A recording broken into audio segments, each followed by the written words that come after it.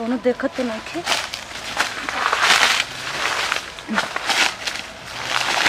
अरे बाप रे बाप, बच गई नहीं। जैसे छुप छुपा के आईनी वैसे बच गई नहीं पुतरू। तो चुके सामान लेके भाजत रहेला। अब ठोकी नहीं पुतरा ठोकी ठोके लायक ओकर मुंह बा ठोकी हमारा के ठोकी। वो तो हमार कर्म फूटल रहे एकरा साथे बियाह भइल हमार। ओ कहे ठोक जानबूझ के अपन बड़ाई करेला। आइल बानी अपना यार से ठोकवान। हेते चुके सामान पे बड़ा घमंड बाटे तो हमरो के हेते चुके चकती पर बड़ा घमंड बा। जा ठोकत रहे नी पुतरू आम सांझ के चटा दे हम चट ली है। बाकी केने बा यार वो बोलैले तो बानी बड़ा प्यार से हुआ हमारा बतिया कहत रहे कि आएम, लेकिन कुछू कहा हमार यार जोन बाटे नु बड़ा हमरा के खुश रखेला। भतरो से निमन तो हमार यार वे बाटे। आज खूब मजा आ गेला, खूब ठोकवैनी। बाप रे बाप, हमरा तो पता ना रहे कि निहुरा के ठोकैला पे इतना मजा आवेला। आयु दादा पूरा भीतर ले ढूक गे रे, पूरा मजा आ गेला ठोकवा के। जानती न कि निहुरा के ठोके में इतना मजा आएला तो हम रोज निहुरा के ठोकवैती। बाप रे बाप, इतना ठोकेला निहुरा के भाई कुछ बोला भीतर ले ढुका देले रे। बाकी बड़ सामान छिला गइल। अरे बेचारा के जाए दो उसे हमके का करेगा बा, हमर भीतर ले घुस गेल सब मजा गइल ठोकवाए में। जा तनी आज गरम पानी से जोन खून पानी लागल हो न सेक साक के जहाँ जहाँ दर्द होई तहाँ फिर आम बिहान नहीं निहुरा के ठोकवा में। इतना ठोकवाए में कल तुम पिछाड़ में ठोकवाए में अभी हम जात नहीं। बाप रे ओहो केने रह गई हमारी यारवा, कितना ठोकवावे ला बेचैन हो खतानी। मन करत अपन चकती ओकर लम्हाड़ सामानवा आ जाए तो जल्दी जल्दी ढुकवा लेती। आज 4-5 शिफ्ट करवाए। ओहो कहत रहे कि 5 मिनट में आए। हमार तो भीतर से बड़ा मन करता करवावे के।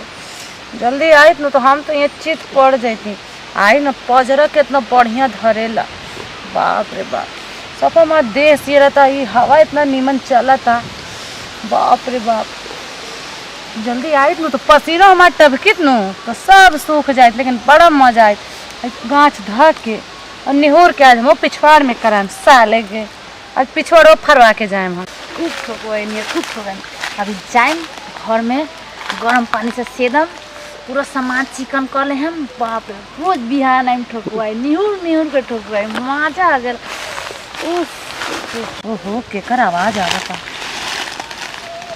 आई हो दादा, ये तो हमार ननदिया बाटे। ये केने बाटे, ये कहाँ से आवती है गाछी में से घूम जाता नहीं पहचानबो न करी।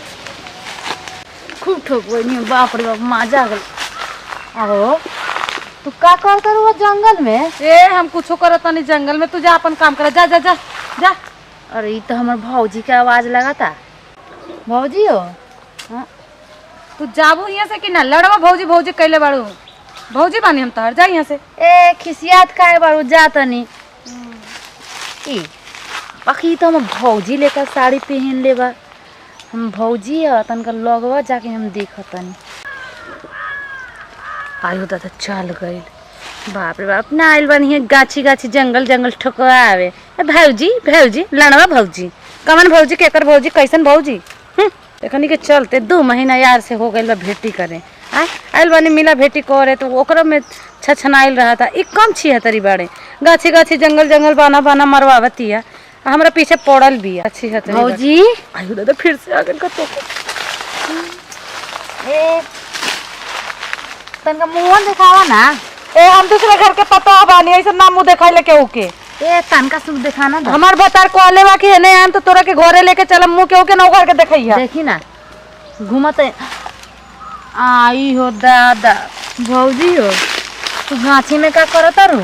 ए लाड़ा के तोनी के साले हमार दिमाग खराब कर देलू। तू एने कहां गइल रहलू ह? हमर छोड़ ना, तू अपन बतावा ना कि तू क्या करे आइल बा। जवन दुख तोर तवन दुख मोर।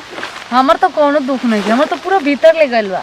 भीतर ले कवन चीज भीतर गइल बा? भौजी ऊ है तू ना समझू माने हम ना बुझ। हम तो बुझते बानी, तू समझू के कैसे कि हम तो रोज तोरा लेते बानी भीतर ले। तू का करत रू इतना बड़का जंगल में? सुना ना आइल रहनी है जाना तारू घर में मन ना हमार लागेला। समझ लो सबके बना के हुरा दा बैठा वही घर में हमरा बस के नहीं खे। हम अपना नैहर के घुमकड़ी बन एगो बात पीले हमार आदमी कहेला कि जहिया जहिया पीले रही तहिया तहिया ओकर लगे मत सब जाइए। बात छोड़ हम तो बहुत खुश बनी हम तो चल तनी अपन रूम में तो खुश बाड़ू चल खुश बनी हाँ चला माने हमरा के छोड़ के जेबे ना तारा के गोदी में उठा के लेके जाई।